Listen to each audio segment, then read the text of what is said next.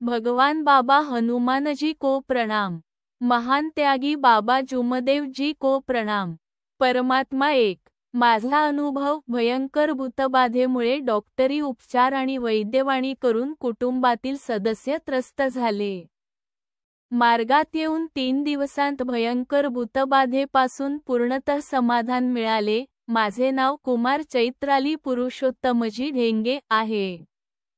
आज मी माझा अनुभव या अनुभव मालिकेत माझा प्रथम अनुभव मार्गात येण्याचे कारण सादर करीत आहे। परमात्मा एक। मार्गात येण्यापूर्वी आम्ही अनेक देवी देवतांना मानत होतो।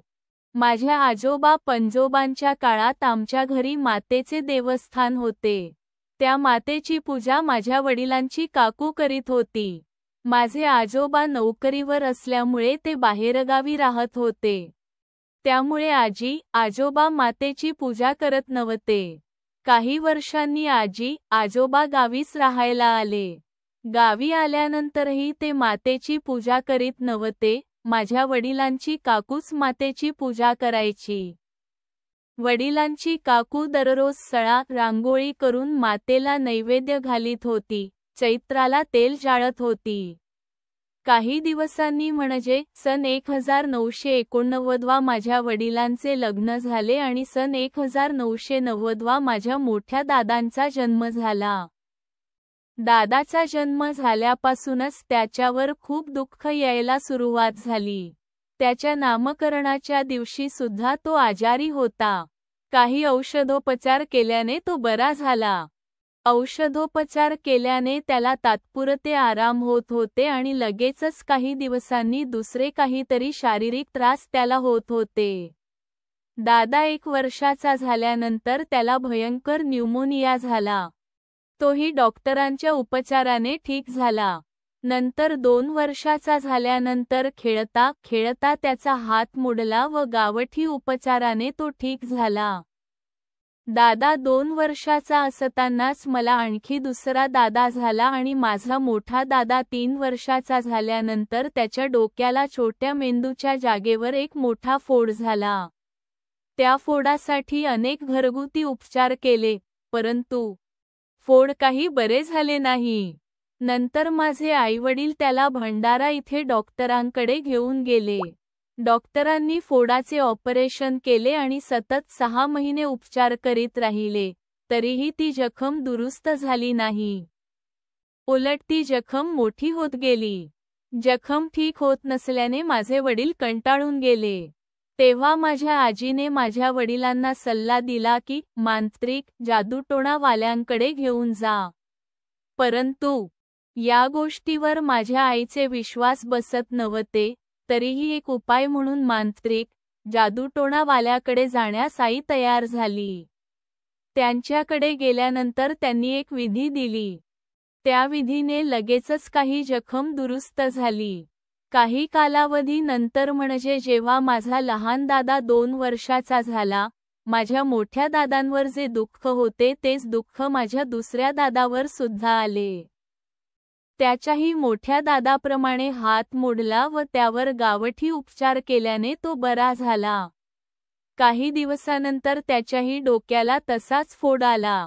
त्यावेळी त्याला डॉक्टरांकडे न घेऊन जाता माझे वडील त्याला सरळ लाखनीच्या कहालकर महाराजांकडे घेऊन गेले। तेव्हा त्या महाराजांनी सांगितले की तुमच्या मुलाची बुद्धी कमी व्हावी म्हणून याच्यावर जादूटोणा केलेला आहे।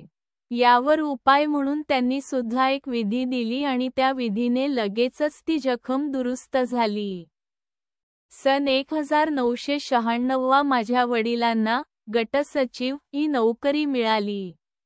माझा लहान दादा 11 वर्षांचा असताना लाखनीच्या बैलपटात त्याचा अपघात झाला आणि दुसऱ्याच दिवशी माझ्या मोठ्या दादाच्याही गावातील मोठ्या रोडवर अपघात झाला। वडील कहालकर महाराजांकडे गेले असता कहालकर महाराजांनी घराची शांती करायला सांगितली। त्यानुसार घरी कथा करून घराची शांती केली।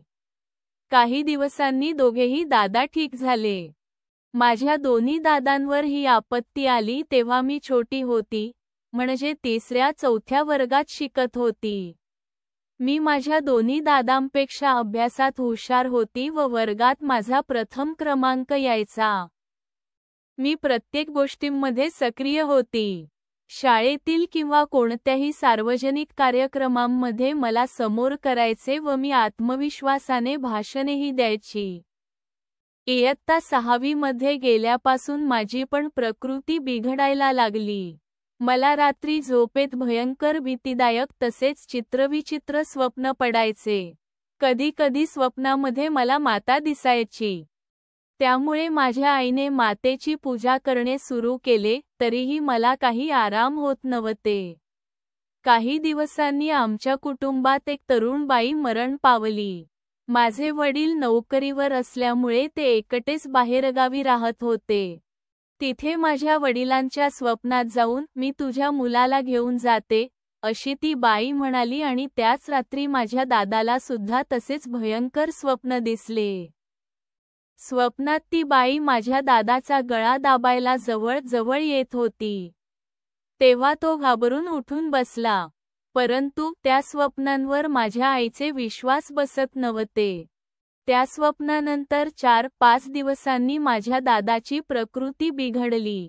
रोज मध्यरात्री 12च्या नंतर तो उचक्या देत होता आणि डोळे वर नेत होता, जसे की कुणी त्याचा गळा दाबत आहेत.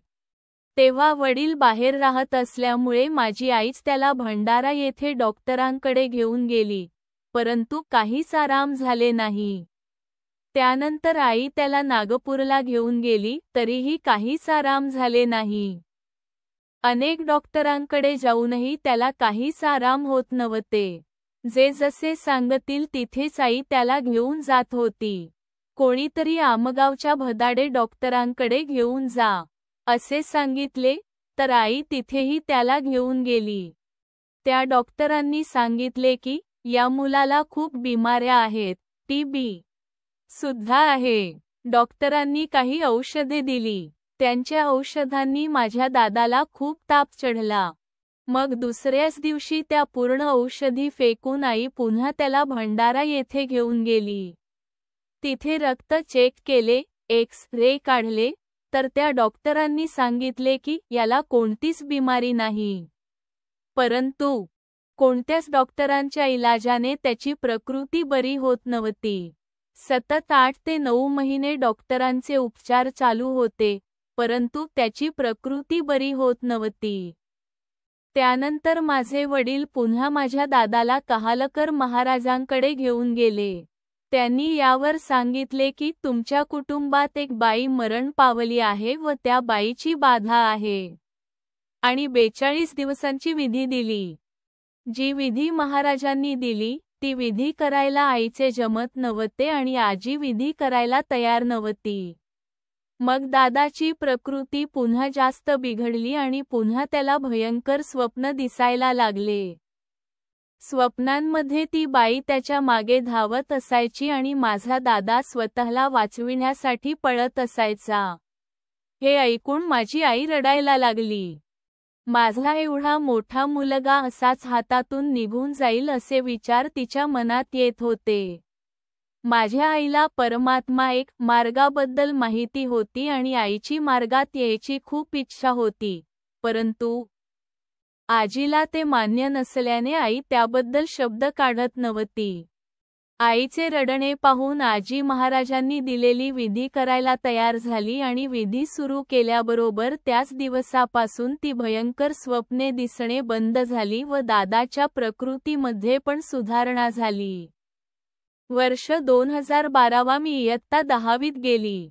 10वीत जाताच काही दिवसांनी मलाही रात्री झोपेत भयंकर भीतीदायक स्वप्ने दिसायला लागली आणि माझी प्रकृती बिघडत चालली होती. मला खूप जास्त ताप आलेला होता. तेव्हा आई मला डॉक्टरांकडे घेऊन गेली, परंतु माझ्या शरीरातील ताप कमी होत नव्हते. माझे वडील मला खूप ठिकाणी घेऊन गेले.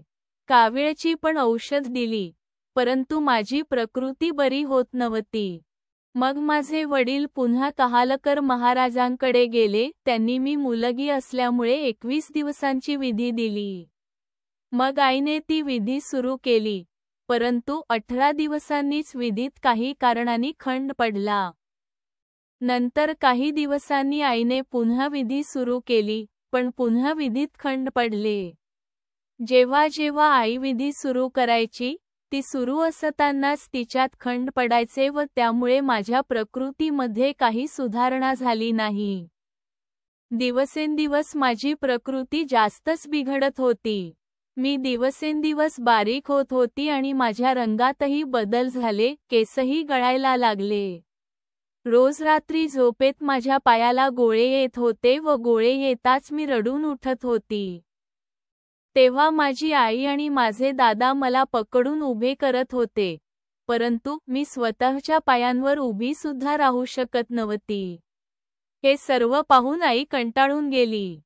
डॉक्टरांकडे गेल्यानेही माझ्या प्रकृतीमध्ये काहीच सुधारणा होत नव्हती. तेव्हा माझ्या आई वडिलांचा परमात्मा एक मार्गात यायचा विचार झाला, परंतु आजीचा नकार असल्यामुळे आईवडील त्याबद्दल बोलू शकले नाही. काही दिवसांनी महाशिवरात्रीच्या दिवशीच माझे वडील पडले व त्यांचा हात मोडला. तेव्हा आजीला वाटले की सतत एका पाठीमागे एक दुःख माझ्या कुटुंबावर का येत आहेत. ती सतत येणाऱ्या दुःखांपासून वैतागली आणि विचार केला की पुन्हा आमच्या कुटुंबावर दुःख आले तर. ती या विचाराने घाबरून मार्गात यायचा हट्ट करू लागली. तरीही काही कारणांनी आम्ही 4 महिने मार्गात आलो नाही. त्यानंतर माझी मावशी मला मांत्रिक जादूटोणा करणाऱ्या बाबांकडे घेऊन गेली. त्या बाबांनी माझ्या मावशीला सांगितले की या मुलीच्या मागे खूप काही केले आहे, त्यामुळे त्यासाठी शांती हवन करावे लागेल. हे ऐकून माझे आईवडील गोंधळून गेले. त्यांना काहीच कळत नव्हते की काय करावे. माझ्या मावशीला आमच्या दुःखाची पूर्ण कल्पना होतीच. आई वडिलांचे नैराश्यपूर्ण शब्द ऐकून शेवटचा प्रयत्न म्हणून परमात्मा एक मार्गात येण्याचा सल्ला तिने दिला. माझी एक आतेबहीण या मार्गात होती. दुसऱ्याच दिवशी आम्ही त्या ताईकडे गेलो आणि तिला घडलेला पूर्ण प्रकार सविस्तर सांगितला. ते ऐकून तिनेही आम्हाला परमात्मा एक मार्गात येण्याचे सुचविले. तेव्हा माझ्या आईची पूर्ण इच्छा झाली. वडील नोकरीवर गेले असल्यामुळे माझी आई, मोठा दादा आणि मी माझ्या आतेबहिणीसोबत रेंगेपार, कोहळी इथे श्री कापगते गुरुजींकडे गेलो. गुरुजींना पूर्ण इतिहास सविस्तर सांगितला. गुरुजींनी सहानुभूतीने सर्व ऐकून घेऊन मार्गाची रूपरेषा समजावून दिली, नियम समजावून सांगितले. तसेच घराची साफसफाई करून सर्व देवी देवतांच्या फोटोंचे व मूर्तींचे विसर्जन करायला सांगितले आणि आम्हाला 3 दिवसांचे कार्य दिले. आश्चर्य की कार्य चालू झाल्यानंतर अगदी दुसऱ्याच दिवसापासून माझ्या प्रकृतीत फरक पडत गेला व 3 दिवसांच्या कार्यातच मला पूर्ण समाधान मिळाले. तेव्हापासून आजपर्यंत मला कधीच पायाला गोळे आले नाही आणि माझ्या दादांचीही प्रकृती तशी कधीच झाली नाही. ती भयंकर स्वप्ने दिसणेही बंद झाले. आता आम्ही पूर्ण सुख व समाधानाने जीवन जगत आहोत. मार्गात येऊन 1 वर्षानेच माझ्या भावाला बाबा हनुमानजींच्या कृपेने आणि बाबा जुमदेवजींच्या आशीर्वादाने नोकरी मिळाली. हा सत्य अनुभव परमेश्वरी कृपेने प्रत्यक्ष घडलेला आहे. अशा कृपेला मी जीवनात सांभाळून ठेवीन. तसेच महानत्यागी बाबा जुमदेवजींच्या मार्गदर्शनाप्रमाणे जीवनात चालीन असे मी सत्य वचन देते. लिहिण्यात काही चूक भूल झाली असेल तर भगवान बाबा हनुमानजी व महानत्यागी बाबा जुमदेवजी यांना क्षमा मागतो. नमस्कार. नाव चैत्राली पुरुषोत्तमजी ढेंग. पत्ता मू. मानेगाव, सडक, ता. लाखनी, जी. भंडारा. सेवक क्रमांक 32929. मार्गदर्शक श्री कापगते गुरुजी. परमपूज्य परमात्मा एक सेवक मंडळ वर्धमान नगर, नागपूर. सर्वांना माझा नमस्कार.